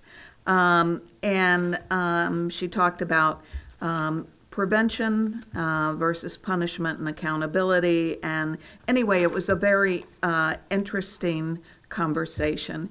In addition to that, as always, because Garden State does lobbying for us with things that are happening in the state and legislation, one of the things that the one legislator had in mind was to abolish all superintendents and county superintendents in the state. And that we're certainly opposed to. I'm sure all principals in the state are opposed to that as well, because they would be responsible for everything. So I don't think that one's going anywhere, but there are a number of other issues that we're following related to online education, freedom to read, literacy bills, how CUSAC's being calculated. There's just a lot going on, and probably more of these things will be front and center after the budget's finally settled in June, because then everyone will be campaigning. So between June and November, we'll probably see a lot of additional activities. Some good news is that on the state board, I think every member is still, almost every member is still currently out of date, needs to be reappointed, but they did have two people. One was sworn in, and another one is going through the process, and they hope another two, so maybe there'll be finally some progress there. And also the new acting commissioner who was sworn in February, Kevin Damer, is very tuned in and really a friend of Garden State, and has been very responsive to districts, and so all of that is good news. I wanted to just highlight in closing that the next meeting, which is a virtual meeting, so you can all tune in, is the guest speaker is going to be Jennifer Wallace. She's a journalist and author of the book Never Enough: When Achievement Culture Becomes Toxic and What Can We Do About It?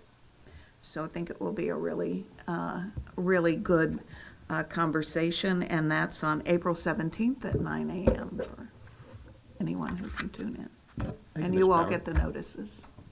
Thank you. CPAC? I would just add that this month's CPAC, I don't have an update because it was a caregiver and parent meeting, and although I certainly I let everybody have their meeting without me there present. But I did want to announce that their next meeting will be Monday, April 8th, and I would recommend checking their website to confirm the location, because we know it's not going to be here. But I don't know where it is. So, but that CPAG is under special services. They have their own website, and that is for parents to come together with students with special needs to collaborate, to work together, and have resources to share among one another. Thank you, Ms. Boroff. Any other?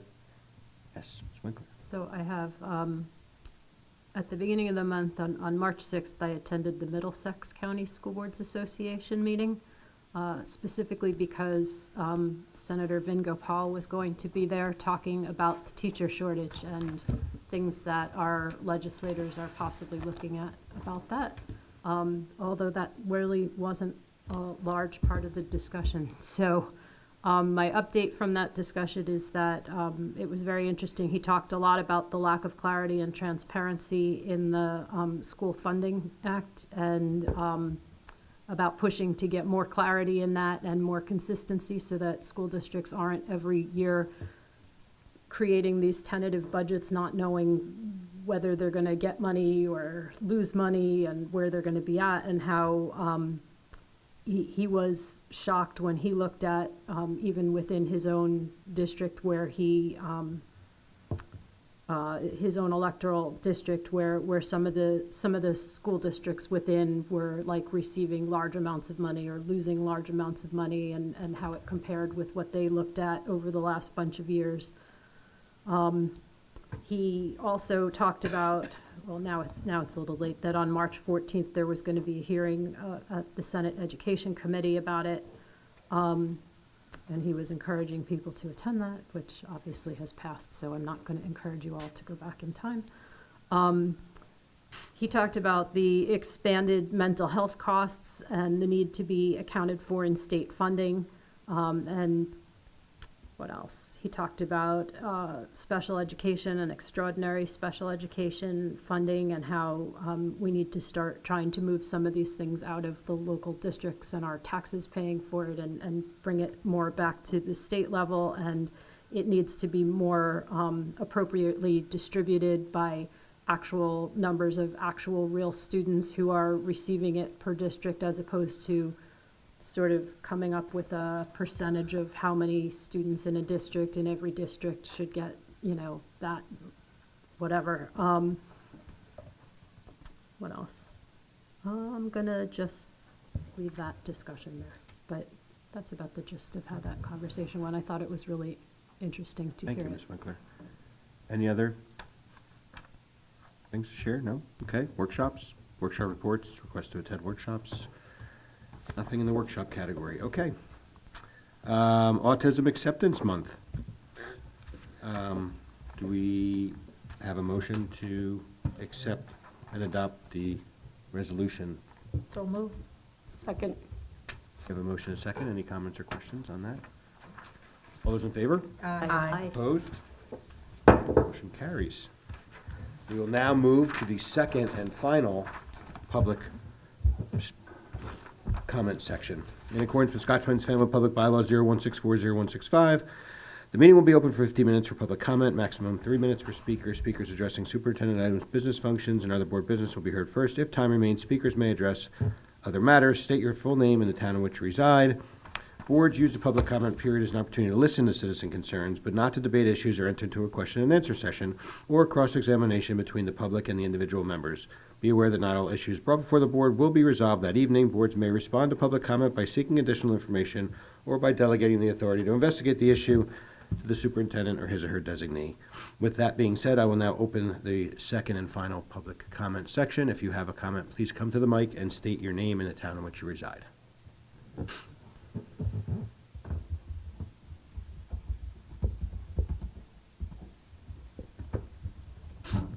Gary Morris. I'm not from Westfield.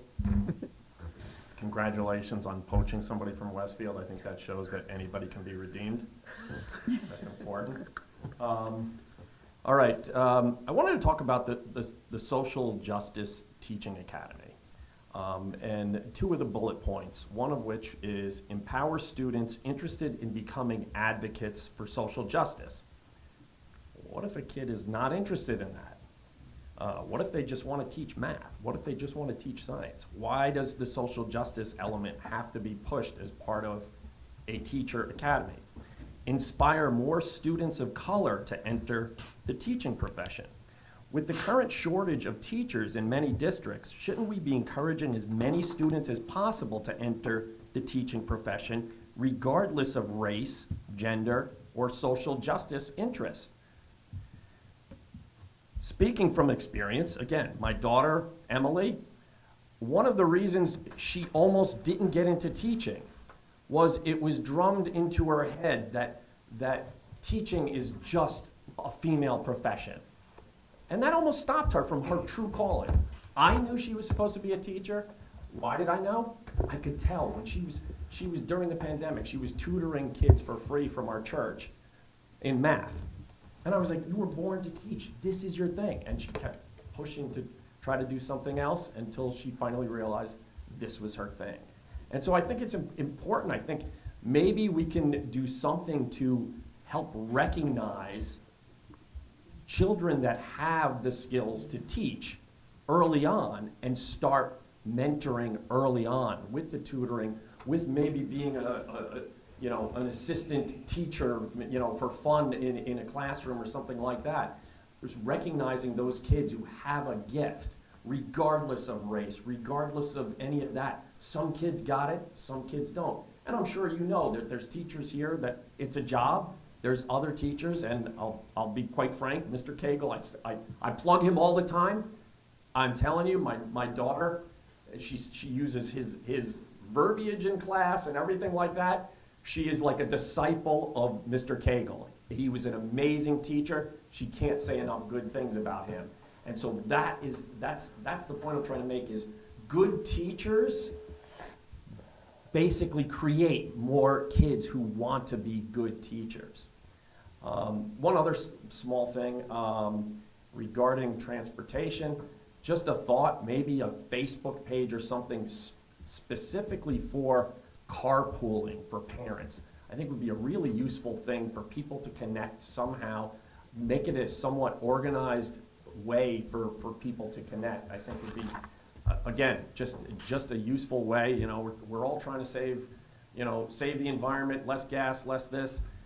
Maybe, and you know, if we could cut back on traffic, especially if you're going to be opening a school on the street that I live on, that would be great if we could cut back on that. It takes me long enough to get out of my driveway now.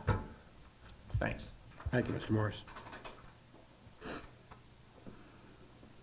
Any other public comments for this evening?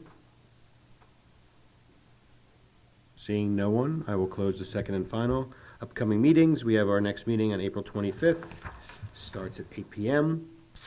For the good of the order, does anybody have anything that they'd like to mention for the good of the order? Yeah. Dr. Kulkowski. I went to the Nettingham Science Expo. It was both Terrell and Nettingham students. It was quite well attended by parents and friends, as well as a huge amount of science projects. And it was just excellent. I walked around and saw some of the presentations. Then we went into the auditorium for Melissa, who was a graduate of our district, who came to talk about environmental job that she has and how much she learned from her current teachers from Nettingham, and now how she uses it in her real life job. And then they gave awards to some of the students and recognized some of their special projects that they did. But the students had a ball participating and doing their science projects. And then, of course, on Sunday, I got to see the Addams Family with an excellent performance. Mac did as Lucas Beinecke, and David Gomez again as Gomez. Everybody was fabulous. The lighting, the sets, the costumes, everything was just so fabulous. It's amazing the things they do. We should do 2 weekends worth of shows, not just one, for all the work that you put into that show. It was just so excellent. So thank you for your performance, Mac. I just want to add, we have the Moonglowers are hosting the Jazz Festival tomorrow night. So it starts at 4 p.m. You know, they sound great, but I mean, it's a long thing. I don't know if anyone can stick it out the entire night, but the bands, you know, play their competition pieces, so they sound really great. Also, Coles had their science fair yesterday, and 1st through 4th grade, I mean, it was just wonderful. The NPR was full of, you know, they were demonstrating all their experiments to the little kids. It was really wonderful. So we're lucky to live in such a great district. Are you going to do your drop-off plug for Karen? Oh, yeah, I was going to do it at the end, but guys, it's dangerous out there at drop-off, so be careful out there. It's true, yeah. Anyone else for the good of the order? I was reading that one of the local restaurants in town, Savory Selections, is doing a fundraiser for seniors from 3 to 8, so. Another one for the list? Other one, yeah. Yep. Tomorrow, Friday. Which place 3 is to 8 Savory Savory Selections Selections. on 2nd Street. Oh, and they have the schedule up. Moonglowers goes first, so 4 p.m. you can see the Moonglowers perform. Nice. I just wanted to thank Christopher again, because the Finance Committee's had a lot of meetings, and it's just taken so much, it's so hard as times get tighter and tighter to try and make things work. I think we're lucky in this district.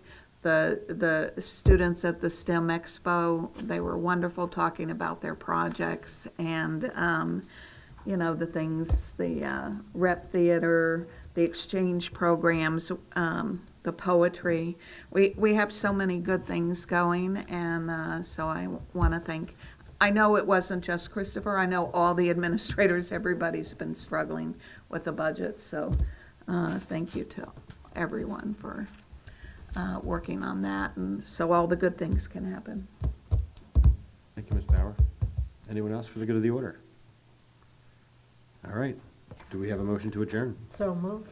Dr. Kulikowski. And Second. a second, Ms. Winkler. Any comments, questions, concerns? No? Safe All those in favor? Vacation. Aye. Last one in Opposed? this room. Oh, yeah. Happy spring break. Happy Motion spring carries. break. We're adjourned.